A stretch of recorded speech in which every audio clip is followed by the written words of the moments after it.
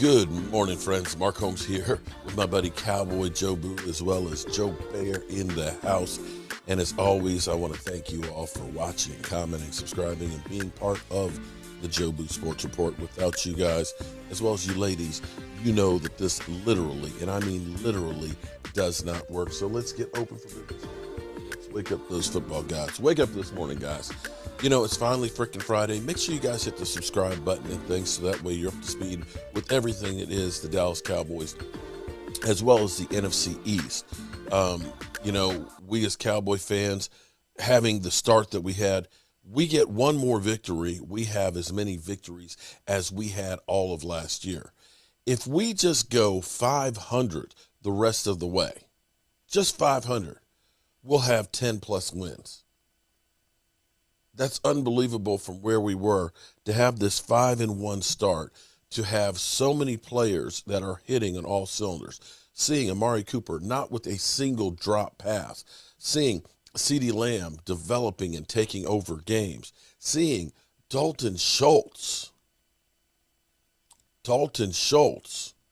playing really well, Zeke Elliott running and getting more yards per carry ever in his career, to see the resurgence of the offensive line, the fact that we can kick back this weekend and watch the rest of the guys, the rest of the NFC East scrambling for crumbs trying to save their season.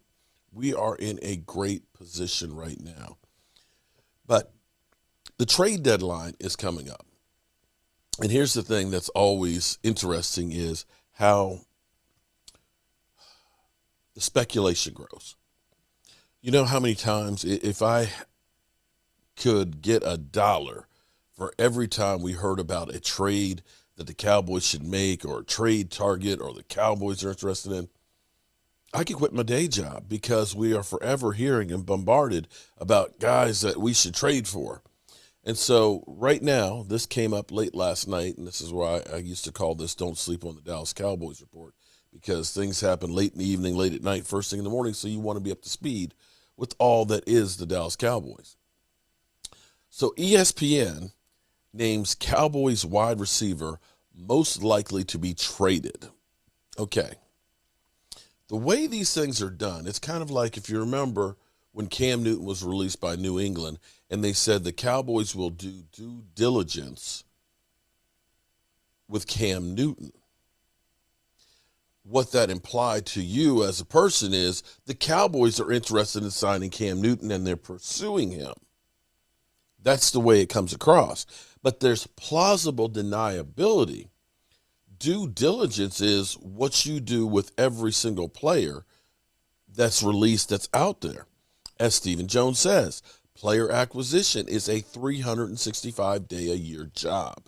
You always want to look at everybody to see who may be players that can help your roster get better. Doesn't mean that you're going to sign them. It doesn't mean that you are interested in them. What it means is you keep your eyes and ears open to a possibility, no matter how minute the chances may be. So this is where, that's the first part of the equation. Second part of the equation is Cowboys don't trade away too many of their players. They just don't. For whatever reason, they end up just letting them go. You know, we could look at that with Dez Bryant. We could look at that with DeMarcus Ware. Aldon Smith. We actually got trade offers last year for Aldon Smith from Seattle. The Cowboys said, nah, he's part of our future. We don't want to do that. Hence, they wait till the end of the year. We're not going to re-sign him, where they could have gotten something for him. Now, here's where it's interesting with Michael Gallup. Michael Gallup is on the last year of his contract. Michael Gallup, of course, has the problem of when you're part of the offense and playing every week, you understand what you're getting. It's the unknown of not having him that scares you. It's kind of like DeMarcus Lawrence. If you're mine, you're saying we got to have DeMarcus Lawrence. We can't make it without DeMarcus Lawrence. But then he gets his foot hurt, and he misses 5 games, and your defense doesn't skip a beat. Then you kind of say, oh, We want DeMarcus Lawrence, but we actually thrived without him. And herein lies the problem for Michael Gallup. The Cowboys offense using 12 personnel, where we're using our tight ends, right now, Dalton Schultz is getting the lion's share of those reps, those targets that Michael Gallup would be getting. He's on pace for 1,000 yards. In fact, you can look at 12 personnel and say the Cowboys offense is more dynamic with 12 personnel because you can run out of that, you create mismatches, or you can throw out of that. You can literally put the defense on blast and say, which way do you want to get destroyed, and we'll destroy you.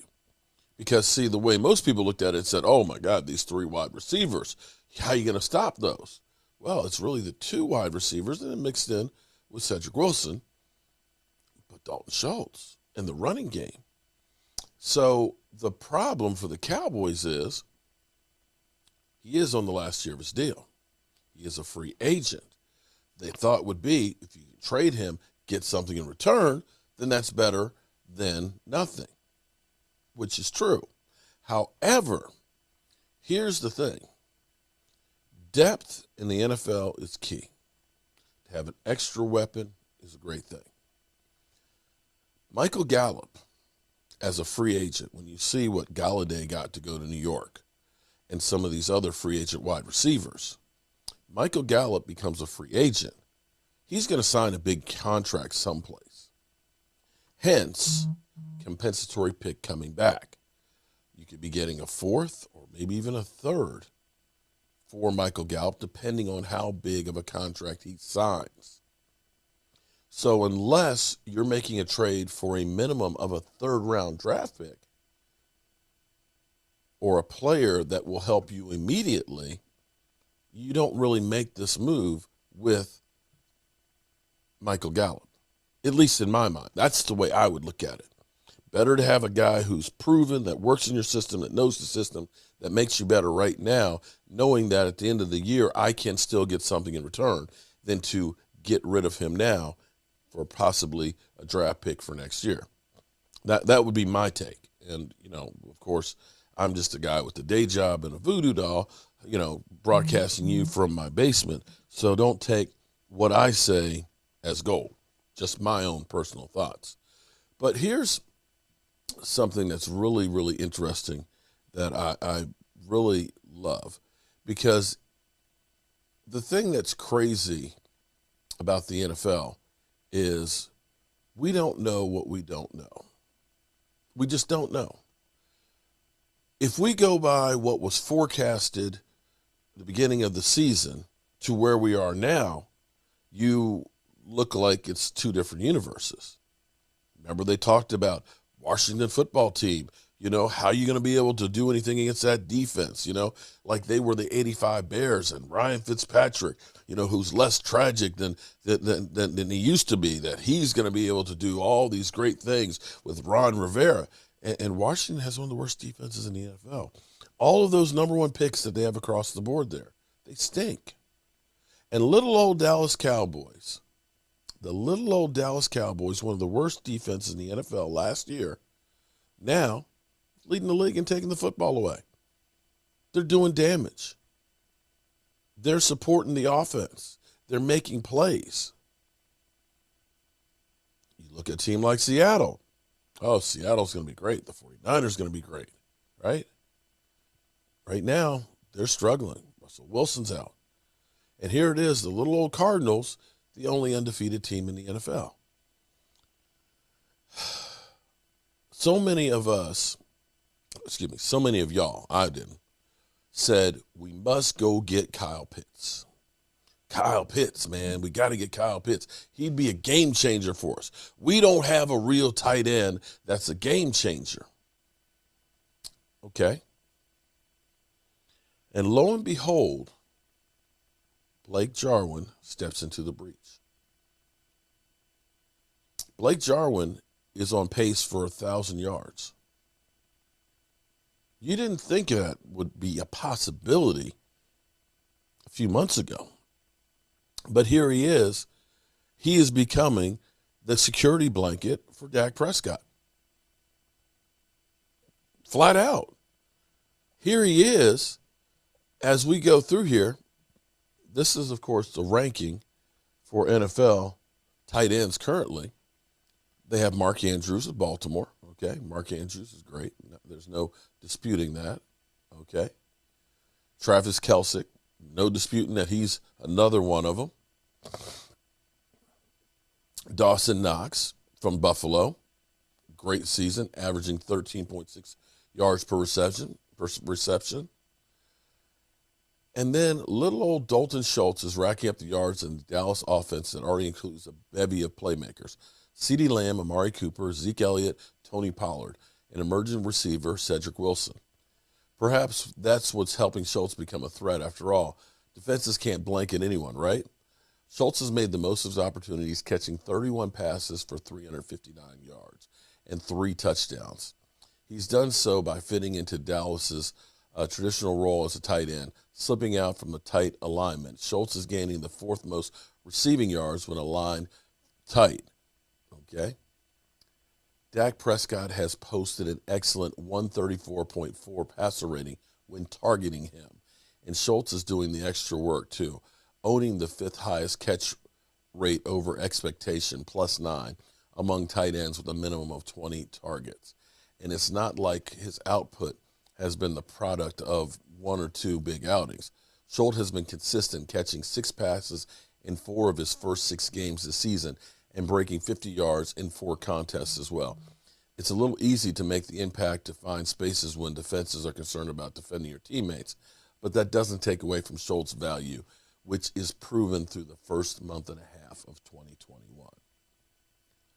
Hard to believe, isn't it? Hard to believe that he is playing that well. This is NFL.com's top 10 tight ends of the season. Getting us set with his top 10 tight ends, and Nick joined me on the latest edition of the NFL Inside Report podcast to talk Browns as he sits right there from Cleveland. All right, so that wasn't actually the clip that I wanted to put in here, so forgive me on that. We'll just kind of cut that little bit out. But Dalton Schultz right now is the number 4 rated tight end in the NFL.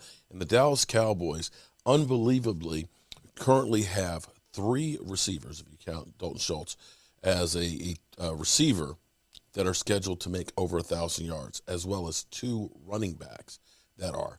That has never happened in the history of the NFL, where you have 5 players all go over 1,000 yards on offense. That's just unbelievable. Heck,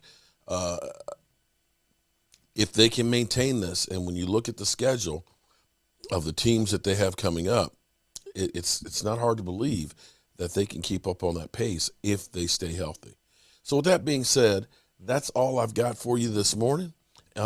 It's going to be kind of a slow day for our Cowboys, but don't worry, Sunday we'll be live streaming as always, keeping up with the NFC East with, of course, following the Giants, Washington, and the Eagles with our exclusive Meltdown cams. I'm Mark Holmes, and, well, you know how we roll. Mark Holmes here, and as always, I want to thank you all for watching, commenting, subscribing, and being part of the Joe Boo Sports Report.